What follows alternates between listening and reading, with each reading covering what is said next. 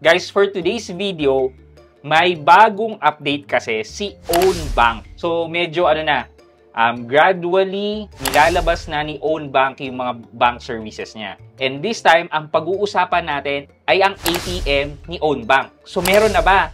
Pwede na ba kayo mag-apply ng ATM with Ownbank? So, samahan nyo ako, pag-usapan natin yan. Sit back and let's discuss. Coming right up.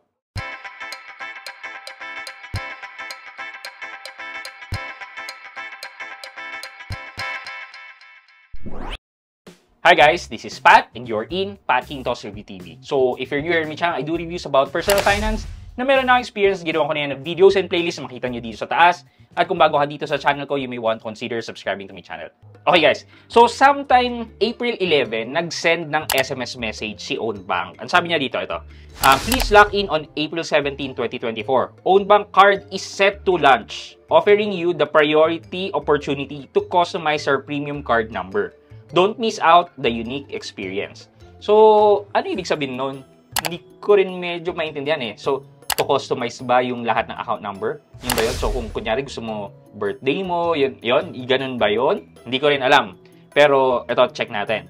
So, come April 17, nilaunch siya. However, selected pa lang ang pwedeng mag-avail ng ATM card, yung pagsaset ng card number.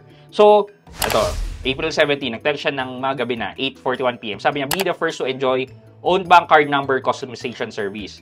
Our new version with the card number customization feature is now live. Enter Ownbank app and click on the notification to upgrade the version.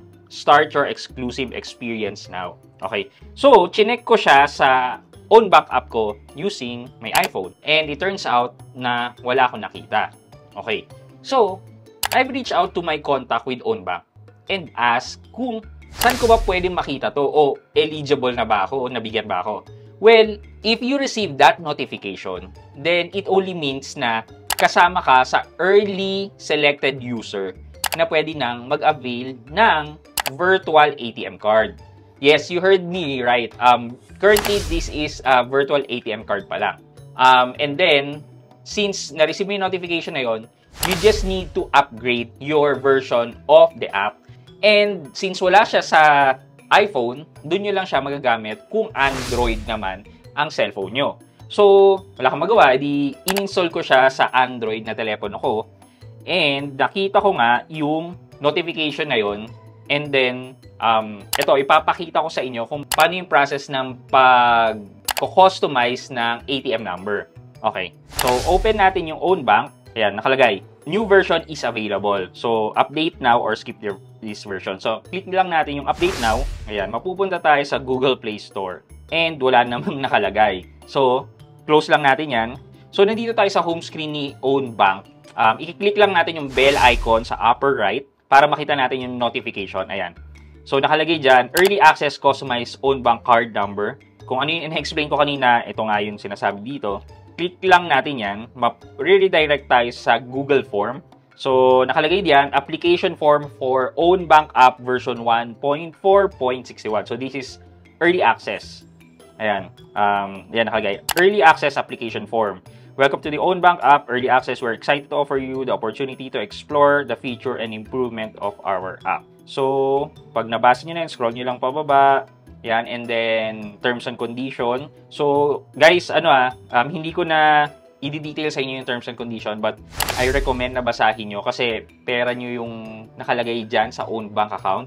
I don't want na masisi ako or maging liable ako if there's any missing sa pag-upgrade or what. So, please do your research. Check ng mabuti itong consent form, etc. etc. So, yan. Pag nabasa nyo yan, click nyo yung choose if you agree or disagree. So, I agree. Tapos, compatible device, I have an Android smartphone. And the next, yan. So, first, you're going to click on the link there to download the installer of the Ownbank app. So, download anyway, yan. Okay. So, do you want to install? Click install. Ito naman, pagka-install nyo, hindi na kayo i-ask ng login details. So, naka-login na ulit kayo. Now, let's get your card. Ownbank. Ayan. Customize your number, integrated account number. So, ito, pwede tayo mag-enter ng gusto nating 4-digit, last 4 digit of the card number. Ayan. Try lang natin mag-enter. Ayan. Ayaw. 999. 0628, ayaw din. Feeling ko guys, marami nang nakakuha nito. So, ang possible dito, marami nang nakapag-customize ng card number nila. Kaya maraming, ayan, it has been occupied. Please try again. Ayan, 422, pwede rin. 444, ayaw. 112. So, ito, may napili naman ako, pero hindi ko na ipapakita sa inyo. Tapos, ito, ipapakita sa inyo yung buong account number. Naka-blur na lang, pero kung mapapansin nyo, wala dyan yung other details such as CVV and yung expiry date.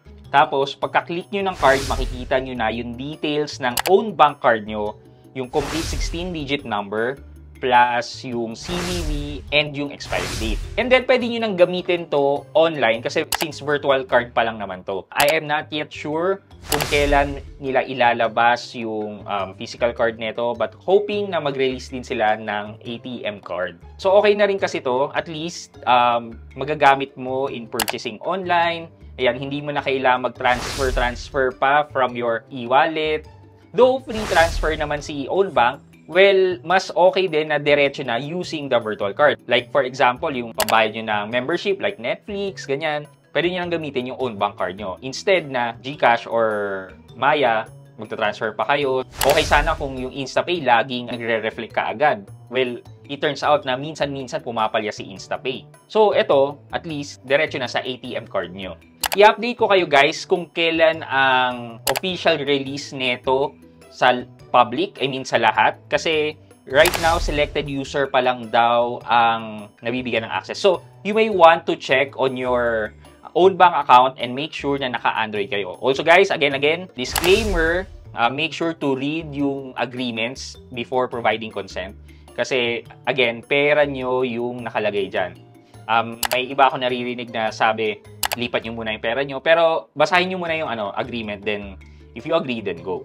Also pala, nakalimutan ko guys, itong paggamit nyo ng ATM card, pwede nyo siyang gamitin abroad at 0% cross-border fee. So, yung cross-border fee, yun yung fee na binabayaran mo sa paggamit ng bank card mo na hindi doon naka-register or in-issue sa country na pinuntahan mo.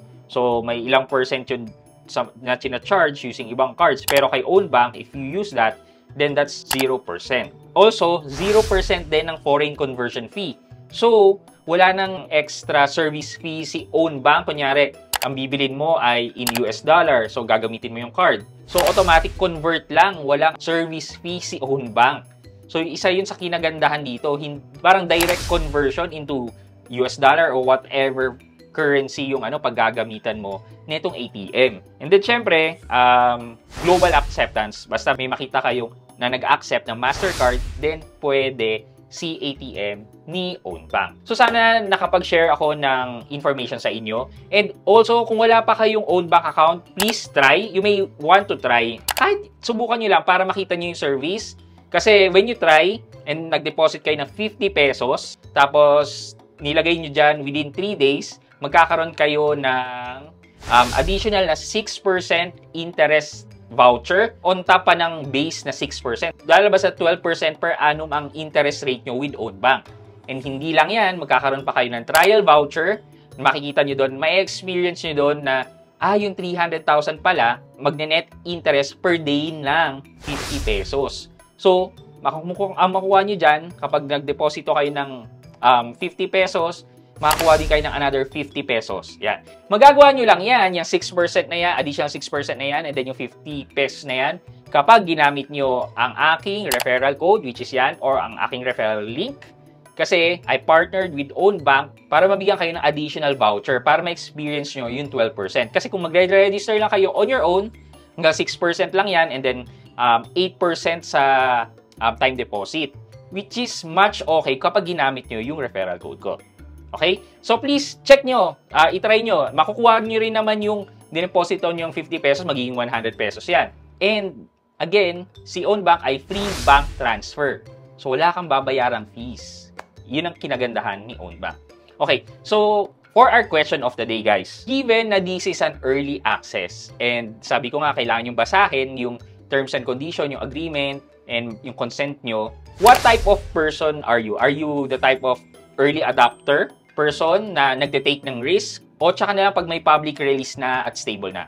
At bakit? let me know sa comment section sa baba para may chance kayo manalo ng 1,000 pesos sa ating weekly GCash giveaway. And also, huwag niyo kalimutan maglagay ng hashtag road to 100k sub and mag-like and subscribe dito sa aking channel for your chance naman na manalo ng isang cellphone sa ating monthly cellphone giveaway until we reach the 100k subscriber milestone. Yun lamang po for today's video, but before we end this video, mag-shoutout po muna tayo at shoutout kay at Mark James Padilla Vlogs. Sabi niya, kay Kuya Bombay na lang ako. Sabihin mo lang walang pera ngayon, okay na yun sa kanila. Babalik yan sila bukas, walang mura or harassment. Pa-shoutout sir from El Rio, Davao City. At Mark James Padilla Vlog, shoutout po sa inyo at maraming salamat sa panonood at pagsuporta ng aking mga videos. Thank you so much po. I hope you can like this video, leave a thumbs up, and if not, wala nang problema dyan, but continue to support me by subscribing to my channel by clicking the subscribe button and also the bell button sa tabing subscribe para makareceive kayo ng latest notification sa lahat ng upload ko. Again guys, this is Pat Quinto, and you're in Pat Quinto's Review TV. Bye-bye!